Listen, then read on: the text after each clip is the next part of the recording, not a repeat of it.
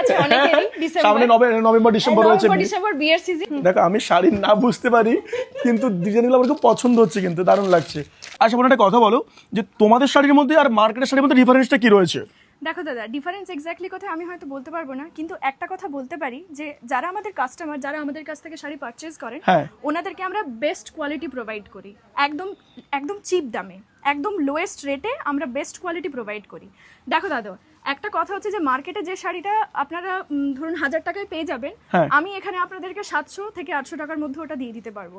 তার একটা কারণ আমি বলি, কোয়ালিটি কম্প্রোমাইজ কোনোভাবেই হচ্ছে না, কিন্তু যেটা হচ্ছে সেটা হচ্ছে যে মার্কেটের উপরে ওনাদের একটা ধরুন রেন্ট আছে, একটা স্টাফ মেইনটেনেন্স আছে, একটা ইলেকট্রিসিটি বিল আছে, সেটা আমাদের ক্ষেত্রে জিরো, কারণ আমাদের শাড়িটা কমপ্লিটলি আমাদের বাড়িতেই, পুরো বিজনেসটাই আমাদের বাড়িতে, তো সেই জন্য তোমাদের মেইনটেনেন্স খরচ হচ্ছে জিরো, আর সেই জন্য মানে 1000 টাকা শাড়ি তোমরা 600 টাকা 700 টাকা দিতেই পারবে। একদম। নমস্কার, কেমন আছেন বন্ধুরা? আশা করছি সবাই খুব ভালো আছে।